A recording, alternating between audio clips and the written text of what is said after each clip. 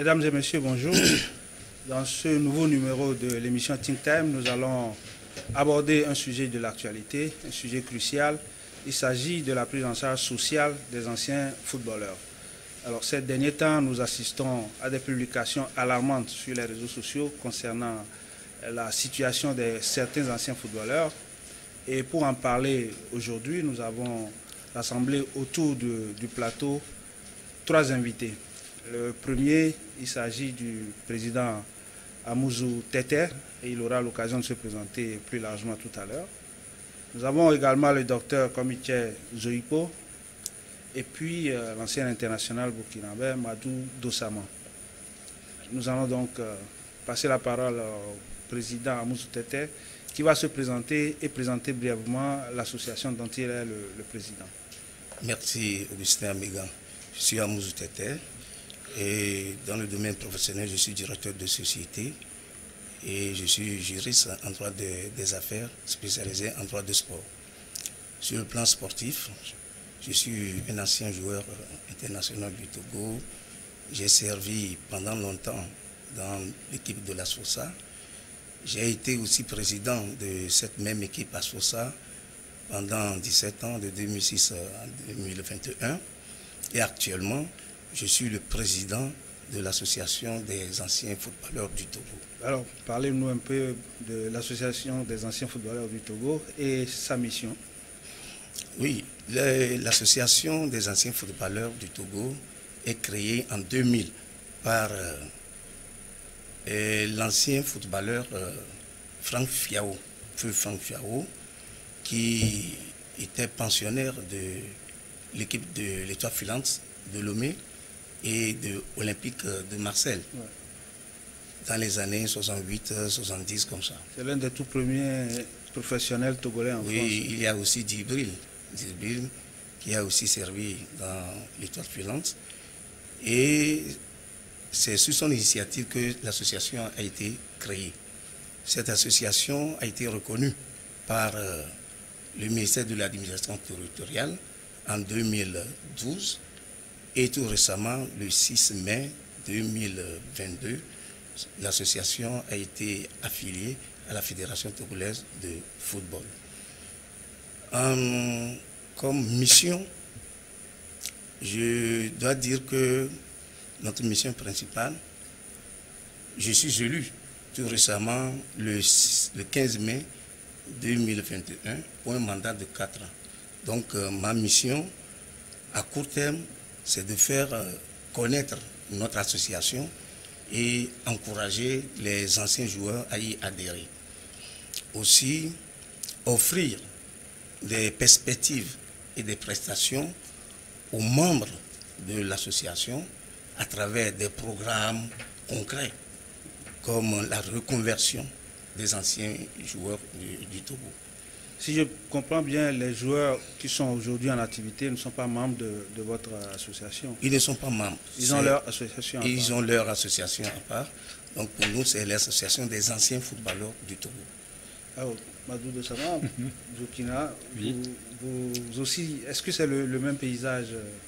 Oui, j'ai découvert avec joie, parce que je l'ai rencontré 1 ou 2 fois, mais je ne savais pas que c'était lui qui était le président de l'association des anciens footballeurs. Donc je te remercie déjà de nous avoir...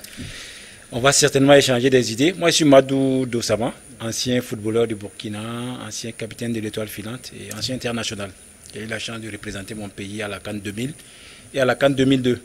Et aujourd'hui, on va parler des anciens. Et dès que vous avez donné la perche, je n'ai pas hésité. Aujourd'hui, vous êtes entraîneur de foot? J'entraîne en mes temps libres parce que je n'en ai pas fait du coaching mon métier. Et je vous dirai peut-être pourquoi. Voilà, donc j'ai suivi avec attention la mission, leur mission. Et nous, l'objectif était un peu différent. Bon, moi, vivant un peu ici au Togo, c'était un peu difficile de regrouper les gens depuis le Burkina. Mais j'ai pu, grâce à mes va-et-vient, asseoir quelque chose. Et aujourd'hui, l'ASAF-BF existe, l'association des anciens footballeurs du Burkina, depuis septembre 2018. Nous ne sommes pas venus trouver un terrain vierge. C'est la différence peut-être avec vous, on aura l'occasion de voir. Parce qu'il y a une association qui existait déjà, mais l'association des anciens internationaux, dont je faisais de facto partie, même si je ne participais pas aux événements. Et il y avait un vide à combler parce qu'il y a beaucoup de choses qui n'étaient pas mises en place. Donc la première mission, c'est regrouper tout le monde. C'est la première mission. Et la deuxième mission, quand on se regroupe, qu'est-ce qui se passe? On peut devenir plus fort. On peut constituer un lobby. On peut se faire entendre. Voilà un peu les missions qui nous ont guidés. On aura l'occasion de parler des objectifs après.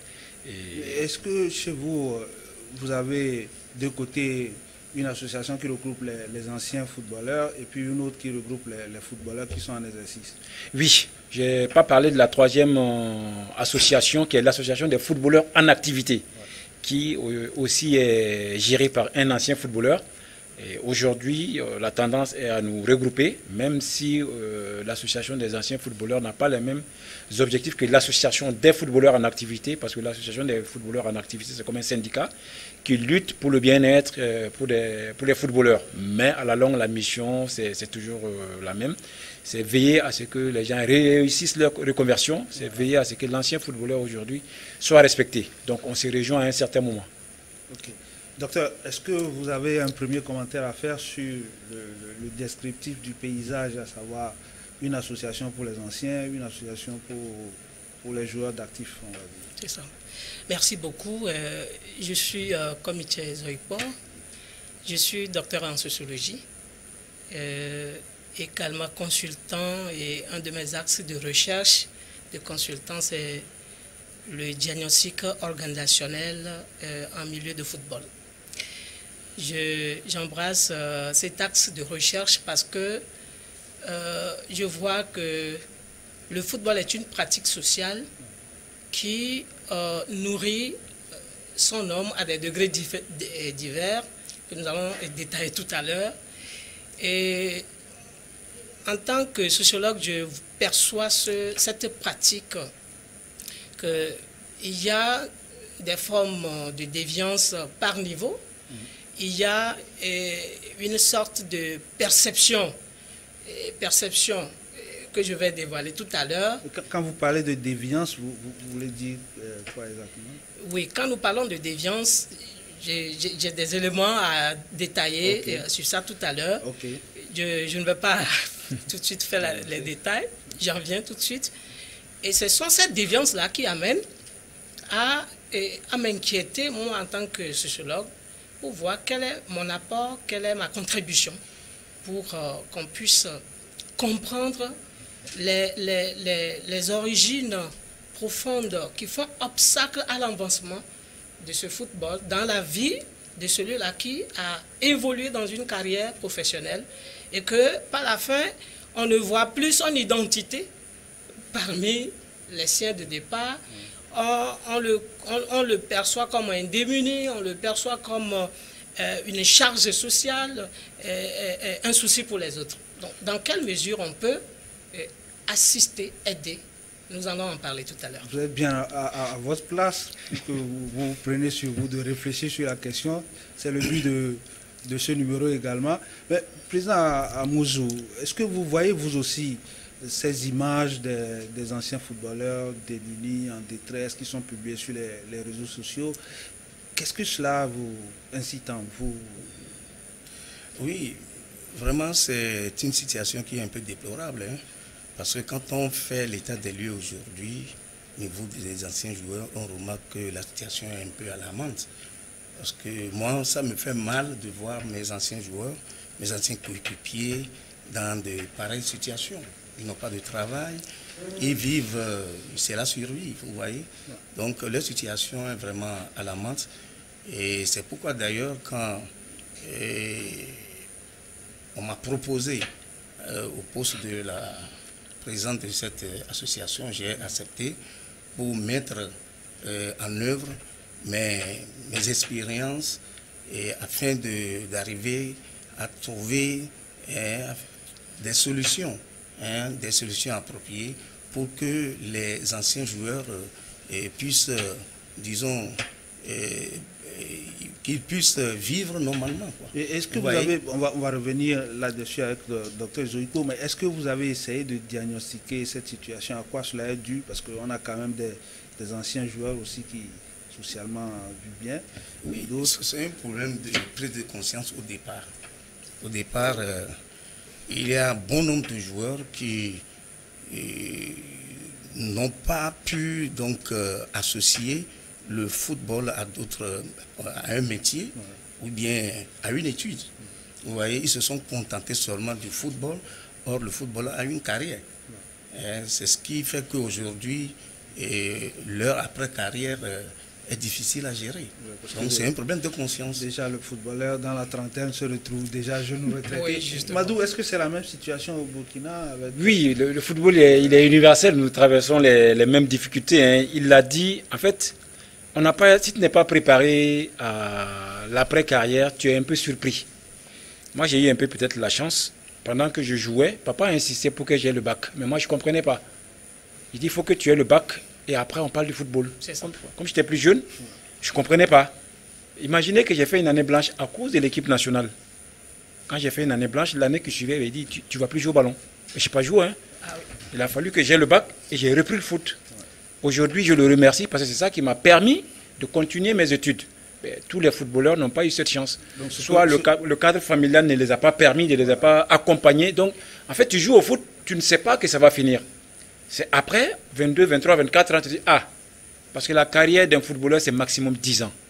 Maximum. Si tu ne maximises pas, tu ne te fais pas de l'argent, après, c'est la débandade. Tu as peur, après, il y a peur du vide. Donc, c'est un ensemble de tout. Moi, je pense qu'il y a une éducation à faire.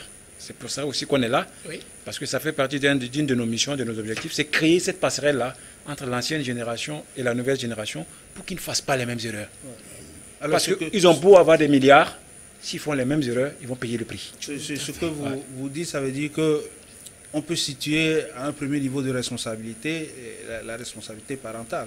Personnelle d'abord, ouais. Après il y a la cellule familiale et après il y a tout l'encadrement. Aujourd'hui, un entraîneur, un coach, qui a une équipe en charge, il a obligation de parler de l'après-carrière, d'une manière ou d'une autre. À notre époque, les années 80-90, on n'a pas les mêmes possibilités qu'aujourd'hui. Aujourd'hui, tu n'as pas besoin d'avoir un gros diplôme pour apprendre un métier. L'Internet te permet de faire quelque chose qui te plaît. Donc, il y a tellement de possibilités qu'aujourd'hui, il est inadmissible, ça va être inconcevable qu'un footballeur aujourd'hui qui a de l'argent n'arrive pas à s'en sortir demain, même s'il existe encore des cas. Docteur, vous situez les responsabilités au même niveau? Oui, merci beaucoup. Individuel, parental, et peut-être on verra après au niveau étatique. Oui, je voudrais redéfinir le cadre de ma présentation pour vous dire que aujourd'hui, quand nous parlons de la prise en charge des anciens footballeurs, nous devons savoir d'abord qu'est-ce que nous mettons dans la prise en charge et pourquoi la prise en charge. La prise en charge sociale, c'est une forme d'assistance sociale qui consiste à venir en aide à quelqu'un qui est dans une situation de précarité. Ouais. Et le plus souvent, cela prend plusieurs dimensions, mais dans le contexte du football, je vais mettre l'accent sur 2 dimensions. La dimension financière et la dimension sanitaire. L'analyse que nous devons faire sous l'angle social ou, si vous voulez, sociologique, c'est qu'on doit savoir que la prise en charge rentre dans la problématique de ce qu'on appelle le lien social. Le footballeur crée un lien social depuis sa famille, jusqu'au niveau de la carrière footballistique. Et il revient encore dans le tissu familial. Et malheureusement, pour certains, il revient à charge des parents, des proches parents et amis. Ce qui, entre-temps, je parlais que ça crée des formes de déviance. Donnez-moi, et la dépendance totale sur toute la ligne. Certains qui tombent carrément dans une précarité de santé deviennent des soucis pour la famille, etc. La famille qui n'a absolument rien et ne peut pas. Il y a, à partir de cette explication de la question de la charge familiale, de la prise en charge sociale, que nous avons plusieurs formes de prise en charge. Ouais.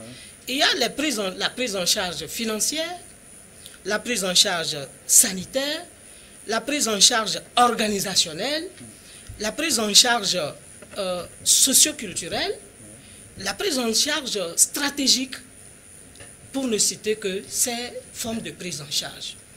Maintenant, en amont, la prise en charge, si vous le permettez, doit être vue à partir du club dans lequel ce footballeur a évolué. Parce qu'il a fait des prestations de service, il a joué tout au long de plusieurs années, on lui paie. Ça veut dire que le club pense à la prise en charge en amont de ce footballeur, de ce professionnel. Le footballeur également doit anticiper sur cette prise en charge en mettant de côté une ressource financière qui va le sécuriser dans les vieux jours, dans les jours de précarité. Voilà les grands footballeurs qui évoluent dans les grands clubs, dans les clubs étrangers, qui ne sont pas des clubs nationaux. Les clubs nationaux ne nourrissent pas bien, comment dit-on, les footballeurs. À l'étranger, c'est relativement moyen, je veux le dire moyen, que ce que nous vivons dans les nationaux. Maintenant, les nationaux, il y a certains qui reconnaissent l'évidence de ce que nous disons et anticipent en investissant dans bien de choses pour sécuriser leurs finances après leur retraite, si vous le permettez. Maintenant, ceux qui sont nationaux, qui vivent de la précarité de rémunération, ma foi, je dis l'investissement est carrément inexistant à leur niveau, parce qu'il faut survivre au quotidien d'abord, avant de penser aux vieux jours. Ils ne le font pas ainsi. Est-ce que c'est à leur faute? Je ne le pense pas. Je pense qu'on reviendra là-dessus. D'abord, il faut situer ça aussi au niveau des générations. Ce n'est pas la même chose. Aujourd'hui, on progresse vers le professionnalisme. C'est une autre réalité aussi. On reviendra là-dessus. Mais si vous le voulez, avec votre permission, toujours dans le cadre du descriptif de la situation, on va voir le cas au Cameroun avec un de nos confrères, Fabrice Ndoum. Comment se présente le paysage au Cameroun, l'organisation des footballeurs ou des anciens footballeurs en association, et puis s'il y a une prise en charge au niveau étatique ou corporatiste ou non. Nous allons voir ça avec notre confrère Fabrice Ndoum du Cameroun. Au Cameroun, il n'y a que la question de la prise en charge des anciennes gloires. Visiblement, n'intéresse qu'une seule catégorie, celle qui va de 1970 à 90, qui a d'ailleurs le mérite d'atteindre l'étape des quarts de finale au mondial de 1990 en Italie. Sauf que dans cette pseudo-prise en charge, il y a comme une politique de 2 poids 2 mesures qui est prônée à l'intérieur, puisque beaucoup estiment qu'il y a une minorité qui reçoit plus ou moins des subventions venant de l'État, le nom de l'ambassade itinérant Roger Albert Mila, qui revient régulièrement. Il faut donc dire, pour tenter de contourner cette véritable question, ces anciennes gloires ont mis sur place plusieurs associations, dont la plus connue est le Calife, un collectif d'anciens footballeurs des Lions indomptables du Cameroun. Sauf qu'au sein du Calife, on ne vous dit pas clairement qu'on va prendre en charge ces membres, donc ces anciens Lions.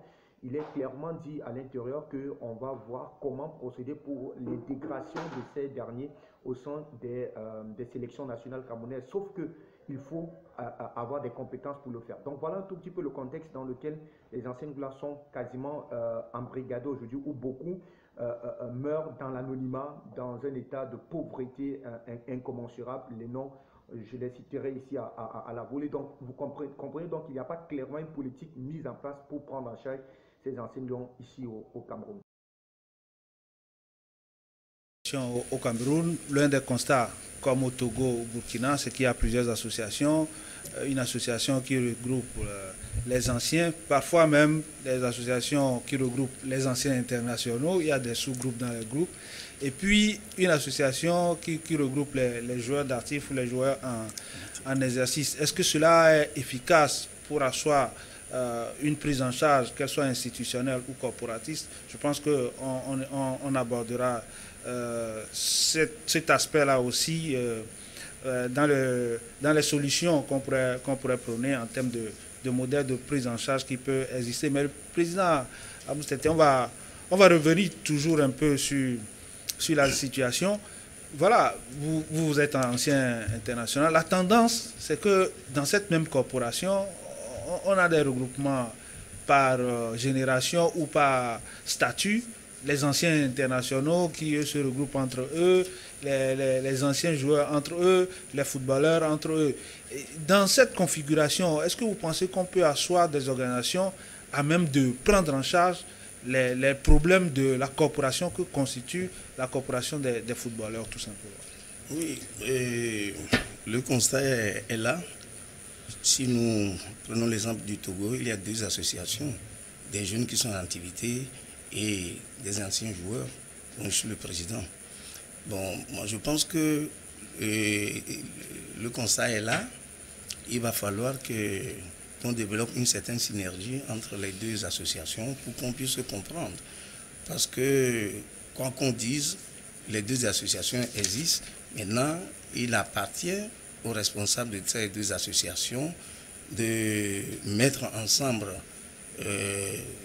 des idées constructives pour que on puisse sauver donc les anciens joueurs et les jeunes qui sont en activité actuellement et qui bientôt aussi vont se déverser dans les mêmes situations.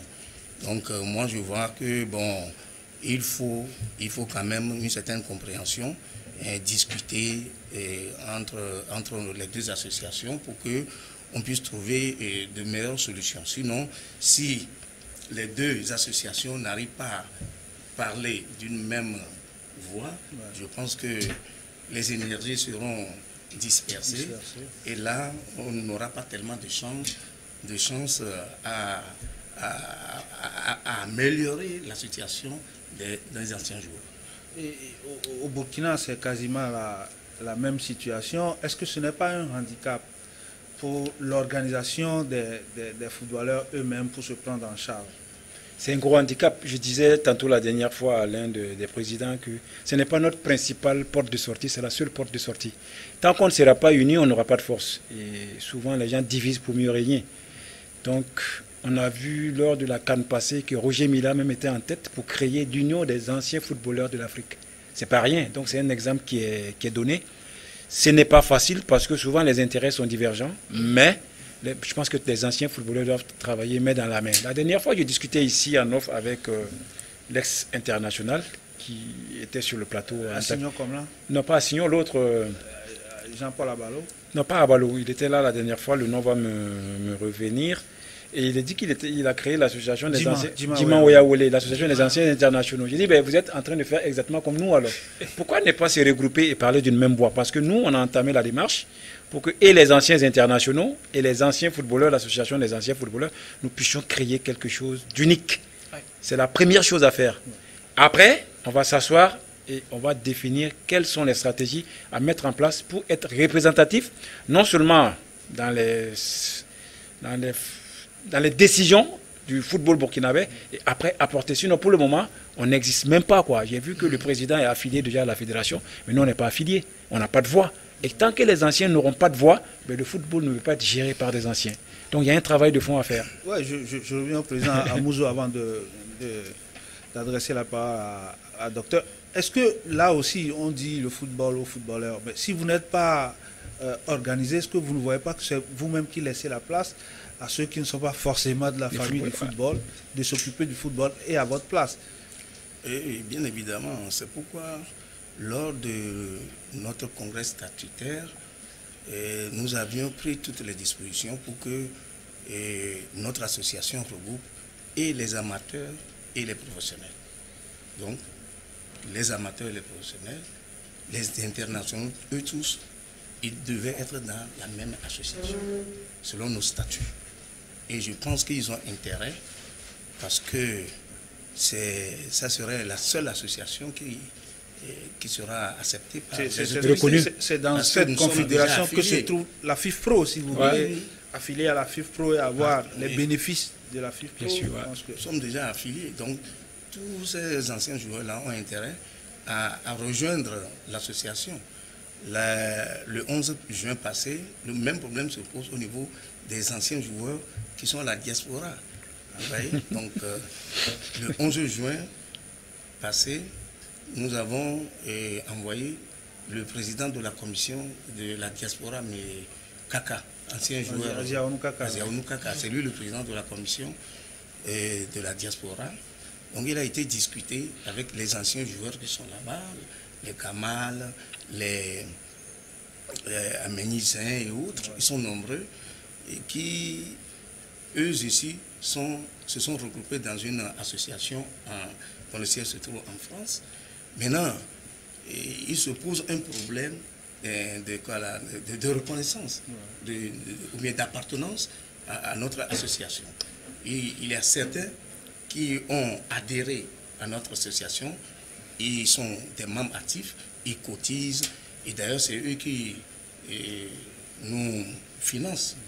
La plupart de nos financements, c'est la diaspora qui nous aide à financer certains projets. Donc, il a été discuté avec eux et Dieu merci, la plupart ont compris qu'ils doivent se retrouver ensemble dans la même association ASAPT.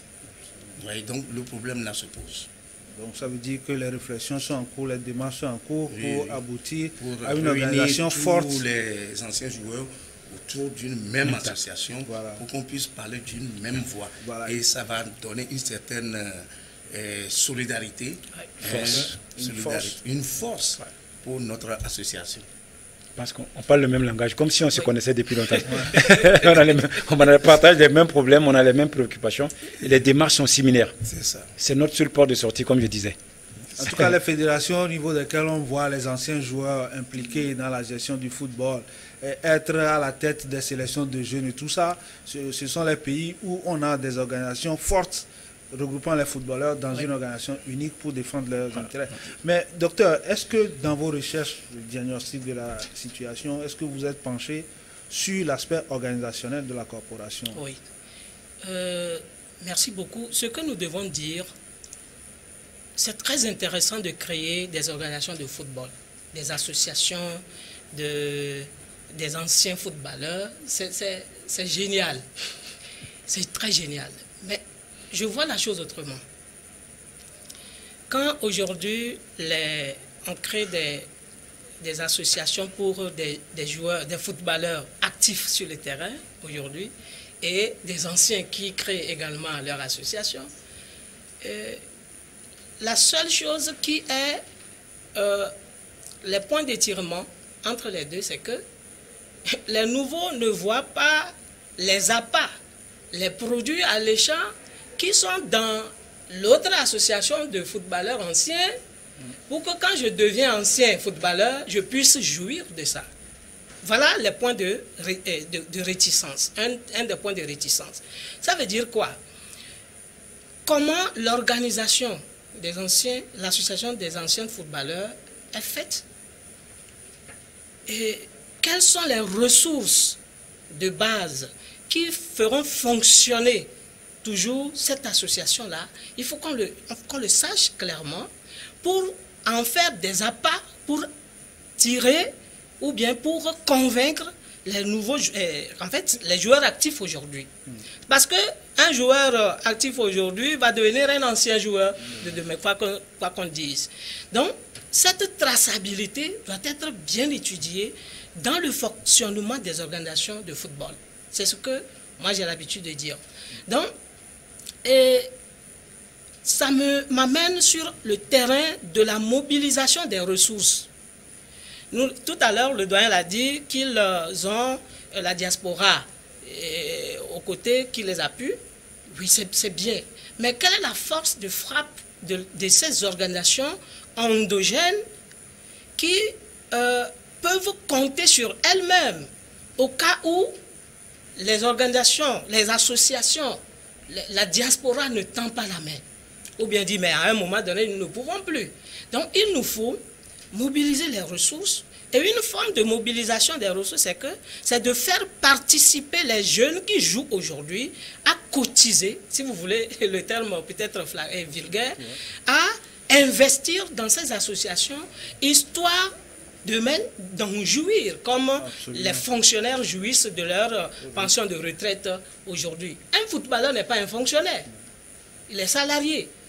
Dans le code du travail, par exemple au Togo, vous êtes joueur, vous n'êtes pas un fonctionnaire pour dire qu'à la fin vous allez jouir des pensions. Donc il y a d'autres mécanismes de prise en charge anticipée, comme je le disais, que le joueur qui est sur le terrain aujourd'hui doit savoir et investir dedans pour que demain ne soit pas une surprise pour lui. Créer des associations, j'acclame, c'est une très bonne chose, mais il va falloir que nous organisions ces associations, ces organisations sur les principes de comment mobiliser les ressources, parce que, je l'ai évoqué, la deux dimensions préoccupantes de la prise en charge, c'est la santé, c'est les finances. Ouais. Quand il y a les finances, il peut se prendre en charge, il peut se nourrir, il peut se loger très bien et décemment. Donc, il va falloir que nous redimensionnons nos interventions dans le domaine du football en mettant en évidence ces réalités. De toute façon, on reviendra en évoquant le cas de l'association des footballeurs au Ghana. Comment est-ce que les cotisations des joueurs d'actifs peuvent permettre de mettre en place une forme d'assurance qui prend en charge les deux volets, la couverture en cas de blessure et la prise en charge des retraites. Je pense que votre association aussi est un peu dans cette réflexion. Oui, nous sommes dans cette logique. Tout d'abord, le docteur a parlé des ressources propres à l'association. À notre niveau, nous avons institué des cotisations mensuelles. Et nous sommes à peu près 300 et quelques dans l'association. Et chaque fin du mois, chaque joueur cotise 1000 francs. L'adhésion, c'est 5000. Vous voyez? Donc, ce qui fait qu'aujourd'hui, dans notre caisse, nous avons un peu d'argent pour financer certaines activités, venir en aide à certains cas sociaux, et pour au moment des événements malheureux et autres. Parce que très souvent, ils tombent malades et nous devons intervenir. Vous voyez? Donc, et des fois, nous instituons une cotisation exceptionnelle. Et c'est là où la diaspora intervient. Sinon, au jour d'aujourd'hui, je pense que tous les joueurs sont conscients de la situation, que nous-mêmes, nous devons chercher nos propres moyens d'abord avant de penser à d'autres sources de revenus. Vous voyez, c'est ça. Bon, et tout à l'heure, en écoutant le docteur, il dit que les joueurs doivent cotiser comme les fonctionnaires pour qu'à la fin de leur carrière, ils puissent prendre des pensions et autres. Moi, je pense que nous ne sommes pas encore, spécialement pour le cas de Togo, dans ce domaine, parce que dans les années 80 où on a joué, il n'y avait pas de salaire. Il n'y avait pas de salaire jusqu'à ce qu'un joueur mette de côté de l'argent. Vous voyez, c'était le plaisir de jouer. Et on n'avait rien du tout. Mais aujourd'hui, les donnes ont changé. Les donnes ont changé, mais il y a encore du boulot sur le terrain. Parce que tant qu'on n'est pas une ligue, on n'a pas une ligue professionnelle, on ne peut pas prétendre faire cotiser donc les joueurs pour qu'à la fin de leur retraite, ils puissent en bénéficier. Ce n'est pas possible. Mais si nous sommes dans un cadre professionnel, donc là, les clubs sont obligés de retenir donc certains montants pour la cotisation sociale pour les joueurs. Vous voyez? Donc c'est deux choses différentes. Par exemple, nous, notre association, c'est les anciens joueurs. Ils avaient joué, il n'y a pas d'argent à l'époque. Bien sûr que vers les dernières années, à partir de 2000, à ce jour, il y a une certaine évolution au niveau des rémunérations, les motivations des joueurs. Ouais. Oui, il y a des gens qui ont été sélectionnés à l'époque, en 2006, qui ont amassé beaucoup d'argent. Ils pouvaient en constituer une réserve pour pouvoir survivre. Donc, il y a ces deux catégories d'anciens joueurs que nous devons remarquer. C'est ça. Tout à fait. Comme on le disait tantôt, il y a les générations. À un moment donné, les premières générations, le foot, c'était un loisir. Il n'y avait pas de rémunération au niveau du club. Maintenant, ça commence à venir petit à petit. Est-ce qu'au niveau de votre organisation, au niveau du Burkina, on en tient compte dans l'institutionnalisation des cotisations des membres? Bien sûr, ils ont la chance qu'il y a la diaspora qui intervient. Nous, on était obligés de fonctionner sur fonds propres, en tout cas les 2 premières années. Et c'est ce qu'on a instauré, c'est la carte d'adhérent, déjà, qui était payante. Et après, il y a la cotisation déjà des membres du comité exécutif. Et toutes les personnes qui veulent adhérer justement à l'association aussi payent une cotisation. C'est ça qui permettait de faire fonctionner.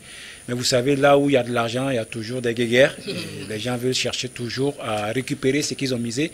Alors qu'au départ, c'était avoir d'abord la force de s'autofinancer et pouvoir après attirer des gens, des partenaires, comme la Croix-Rouge, des partenaires comme les sapeurs-pompiers, pour pouvoir nous accompagner. Parce que même les assurances, à un certain moment, ils ont besoin d'avoir de la visibilité. Qu'est-ce que vous-même vous mettez comme moyen de fonctionnement dans votre association avant de venir nous faire appel?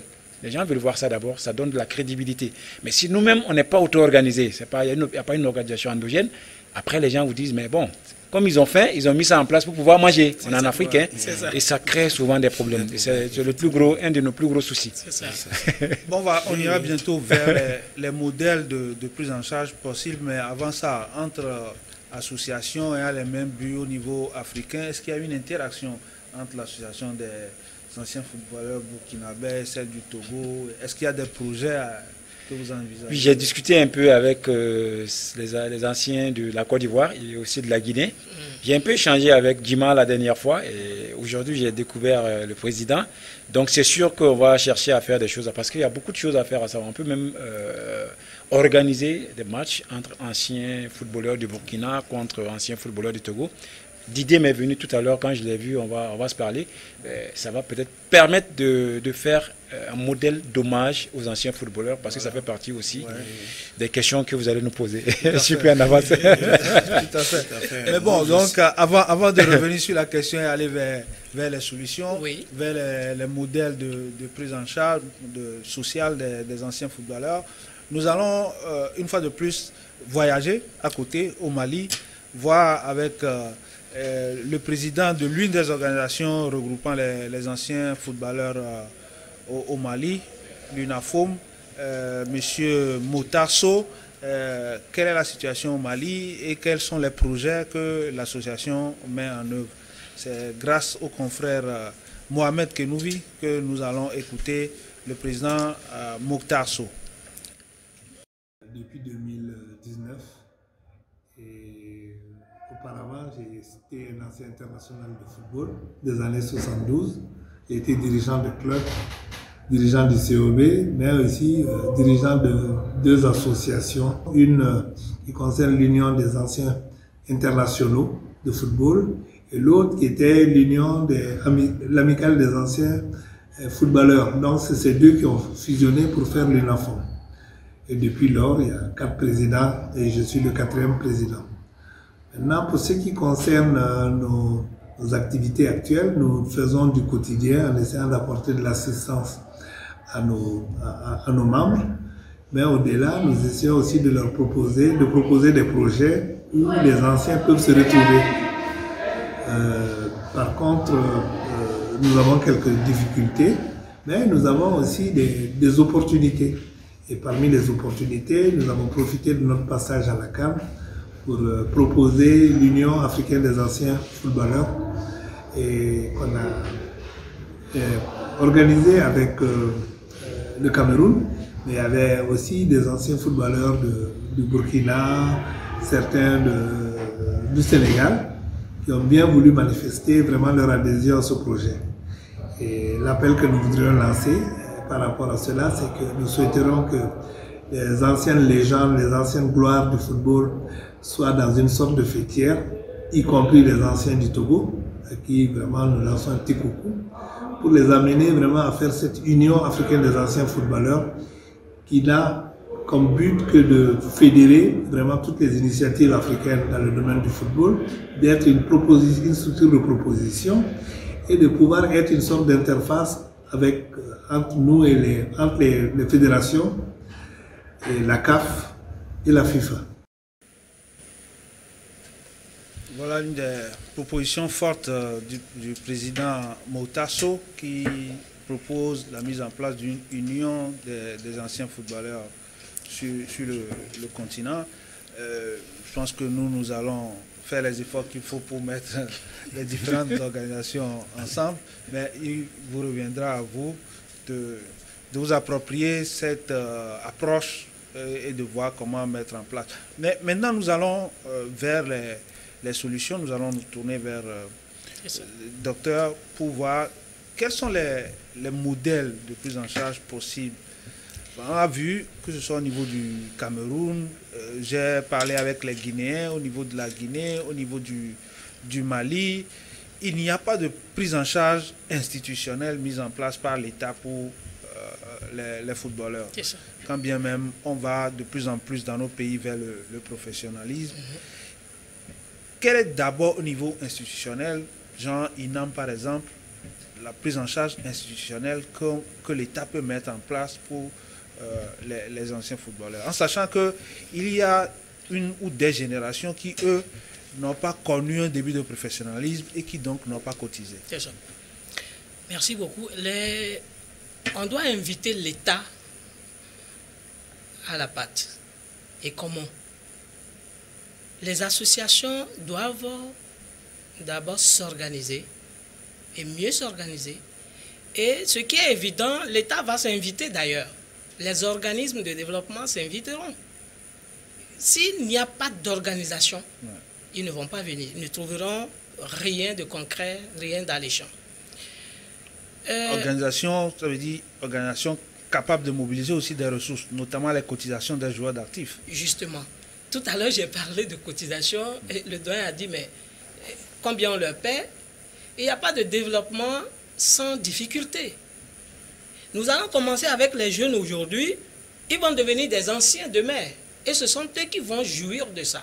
Raison pour laquelle, quand c'est clairement défini, ils vont s'y mettre, ils vont s'y investir. Et donc, l'organisation étant forte, les organismes de développement, l'État ou bien les États vont s'inviter. C'est la première des choses à dire. Mais pour que nous puissions arriver à cette institutionnalisation de la prise en charge, il va falloir que nous fassions ce que nous, sociologues, nous appelons le plus souvent un diagnostic organisationnel ou encore un diagnostic participatif. Ce diagnostic, sous d'autres noms, on l'appelle des enquêtes de faisabilité. Ces enquêtes ou bien ces diagnostics vont nous permettre de savoir ou bien d'avoir une base de données du taux ou bien de la proportion par nation des gens qui sont, entre guillemets, disons, éligibles à cette prise en charge. On ne peut pas, de façon aléatoire, les trouver, mais il nous faut passer par des enquêtes de faisabilité, des diagnostics organisationnels ou encore des diagnostics participatifs. Ces diagnostics organisationnels vont se faire dans les clubs, que ce soit les clubs nationaux ou les clubs internationaux. On va le faire à l'endroit pour identifier ces bénéficiaires. La deuxième des choses, le diagnostic va nous permettre d'avoir une liste ou la nomenclature des besoins de ces personnes à prendre en charge. Est-ce que c'est des besoins financiers? C'est des besoins alimentaires? C'est des besoins de logement? C'est des besoins, c'est des besoins. Donc, le diagnostic est fondamental. C'est la première porte de sortie et de développement aujourd'hui pour relancer le football en tant que métier, en tant qu'activité qui nourrit l'homme. C'est de cette façon qu'on doit commencer. Pour finir, cette démarche va permettre également aux organisations, que ce soit internationales de football ou les organisations nationales de football, d'avoir une crédibilité, d'avoir un poids et peut-être faire des plaidoyers à l'endroit des États pour que l'État arrive à institutionnaliser, à peut-être voter des lois pour cette question de prise en charge. On connaît des gens qui, à leur retraite, sont pris en charge. Mais pourquoi les footballeurs? Pourquoi pas les footballeurs? Ils ont servi. Ils ont élevé les couleurs des nations. Tout à fait. Oui, revenir en aide à ces gens, ce n'est pas de l'indulgence. Ce n'est pas une façon de quémander. Mais il y a quand même une forme de reconnaissance de ce que ces gens-là ont fait à un moment donné de leur histoire. Donc, pour dire qu'ils ne sont pas fonctionnaires, ils sont juste des salariés, cela ne résout pas le problème pour juste s'asseoir sur... comment dit-on, pour être dans la résignation totale, en voyant ces gens-là et moisir dans leur précarité. Docteur, si l'organisation dont vous parlez, si les footballeurs arrivent à mettre en place une organisation crédible en dehors de l'État, ils peuvent également aller vers les instances internationales de football. Justement. Pour avoir un appui pour la prise en charge des anciens. Oui, tout commence par l'organisation. C'est vrai que nous allons voir des gens réticents à dire mais qu'est-ce que je vais trouver là? Ils ont bénéficié de financement et donc nous ne pouvons pas gagner grand-chose ou bien c'est des miettes qu'ils vont partager. Si nous avons ces mentalités, c'est des freins déjà à l'écroulement de ces associations. Donc il faut qu'on travaille en amont sur ces comportements, ces attitudes, afin de rassurer ceux qui sont adhérents pour que demain, ça ne soit pas de la figuration, mais qu'ils soient conscients que ce que nous faisons, c'est pour notre propre bien. Et les footballeurs amateurs et les footballeurs professionnels, ils vont s'intégrer et puis ça marchera bien. Alors pour finir, pour être concret, je m'acharne sur vous pour les solutions. Oui. Aujourd'hui, si on prend une institution comme l'INAM, est-ce que l'INAM peut mettre en place un produit destiné aux anciens footballeurs? Justement, c'est possible. L'INAM est là pour tout le monde. Je ne pense pas qu'ils vont dire le contraire de ce que j'ai envie de dire. À quelles conditions l'INAM peut mettre en place ce produit? L'INAM peut travailler avec les acteurs de football si ces acteurs en amont s'organisent. C'est une forme de cotisation, bien sûr. On revient à la question de l'organisation. Tout à fait. Donc, l'INAM ne peut pas individuellement travailler avec les footballeurs. C'est à travers une corporation.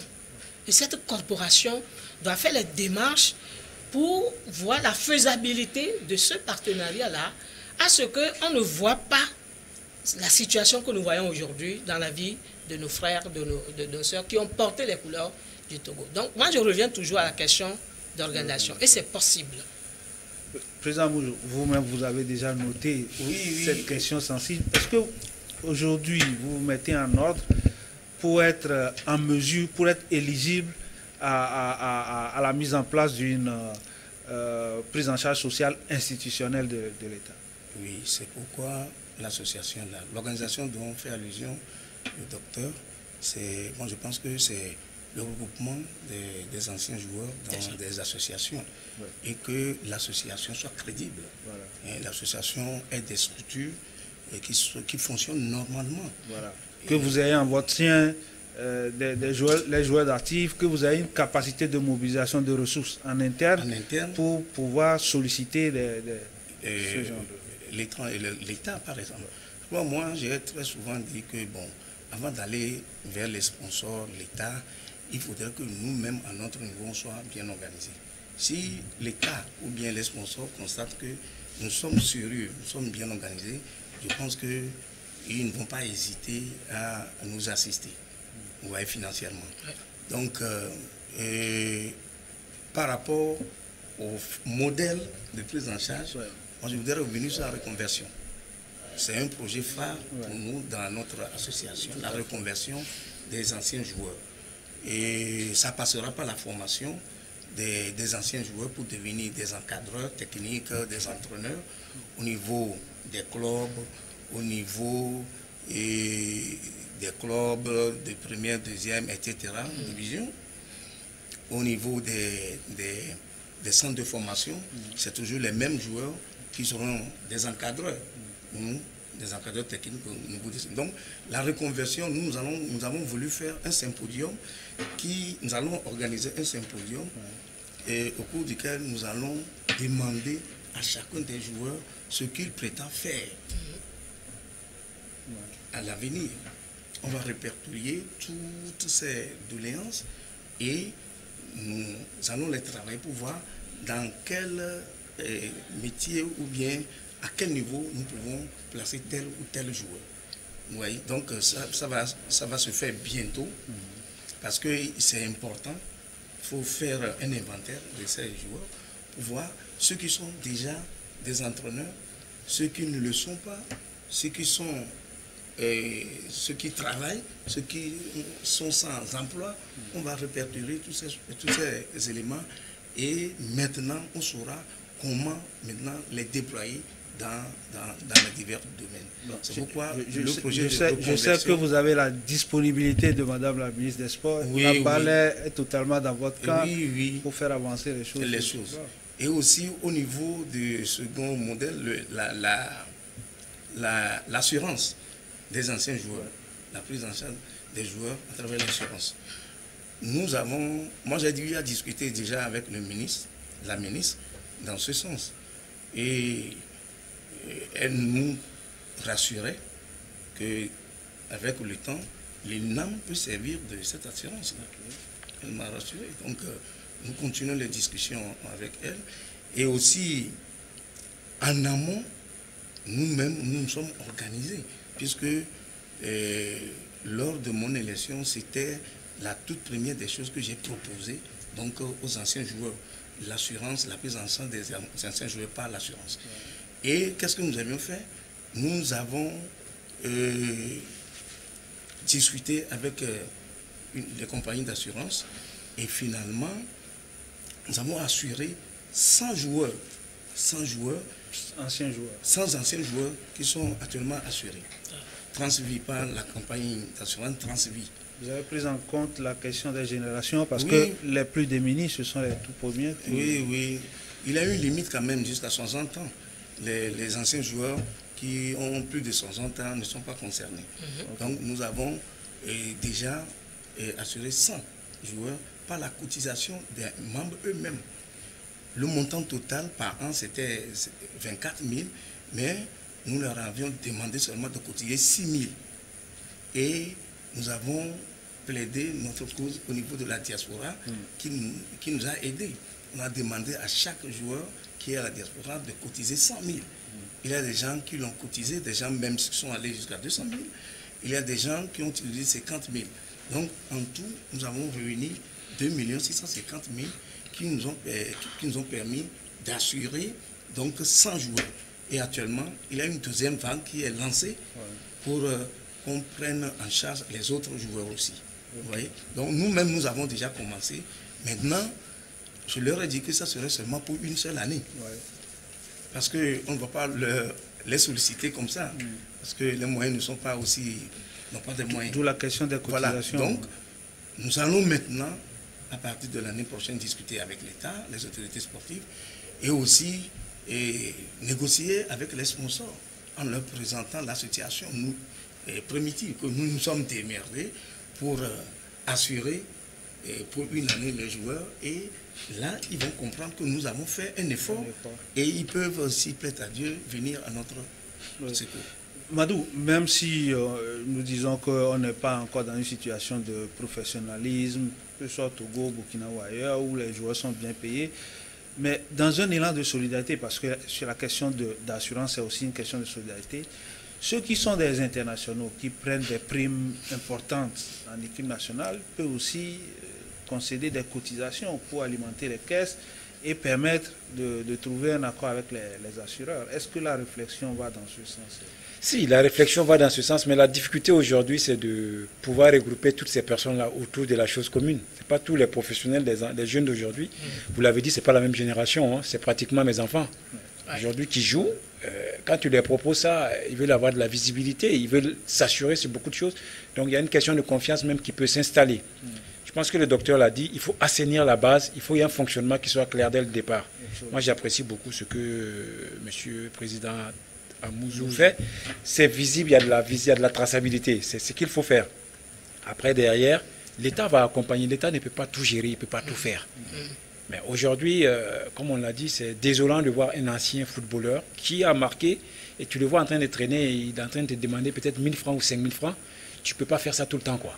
Donc il faut une structure, il faut des mutuelles, comme il l'a dit, il faut des cotisations, mais c'est à nous d'asseoir ces bases de fonctionnement-là. Et moi, j'ai toujours dit, anticiper, c'est mieux. Quand tu gouvernes, tu anticipes. Il faut préparer la reconversion. Aujourd'hui, il faut sensibiliser les jeunes là pour leur dire, attention, aujourd'hui, vous flamboyez, il y a de la lumière sur vous, mais demain, ça peut être compliqué. Qu'est-ce que tu fais? Je pense que c'est la première chose. Voilà. Qu'est-ce que tu fais aujourd'hui pour demain? Oui, il faut vraiment faire attention. Il faut les rappeler parce que ça va très vite. Moi, j'ai joué hier, j'étais footballeur hier. Je ne savais pas que ça allait finir. Après, tu es étonné, quoi. Et tu es déshabillé. Et c'est pas bon pour le cerveau. Ça va très vite. Dès que ce travail-là est fait, deuxièmement, il faut mettre les structures en place pour pouvoir non seulement peut-être faire les cotisations, pour les préparer à se gérer eux-mêmes, s'auto-gérer. Il faut mettre de l'argent de côté. Il a parlé de Caisse nationale de sécurité sociale. On n'est pas salarié comme un fonctionnaire. Maintenant, comment est-ce qu'on peut gérer ça avec la caisse de chaque pays? Nous, on a des footballeurs, on va les répertorier. Ils sont payés, ils ont un contrat. Est-ce qu'à la base de ce contrat, on ne peut pas négocier de telle sorte qu'on puisse mettre de l'argent de côté et qu'on sort?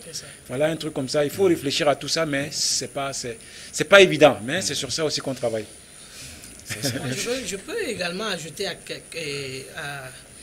aux interventions, aux éléments des collègues, en disant que quand nous sollicitons l'apport de la diaspora, ce ne sont pas de petites sommes le plus souvent. Il faut les investir dans des activités qui vont permettre aux associations locales d'avoir des sources de fonctionnement. Générer des revenus. Générer des revenus. Ce qui fait que, peut-être dans une durée de 5 ans, on ne va plus tendre la main à la diaspora, qu'il y a un besoin, mais avec ces fonds de roulement investis dans une activité génératrice de revenus, ça va permettre à ce que ces gens-là, peut-être, ça crée de l'emploi pour eux, ça génère de petits restos pour eux, et naturellement, c'est cette forme de prise en charge que moi, je voudrais... Malheureusement, docteur, nous sommes arrivés à la fin de cette émission. Je donnerai aussi l'exemple de l'association des footballeurs du Ghana qui, eux, carrément ont mis en place avec 2 compagnies d'assurance, une assurance où les joueurs cotisent 15 cedis par mois, ce qui a permis d'assurer 480 joueurs au niveau du Ghana. Je pense qu'il y a des modèles. Nous reviendrons sûrement sur cette question parce qu'elle est très, très importante. Merci pour ceux qui ont suivi cette émission. Nous vous donnons rendez-vous pour un prochain numéro.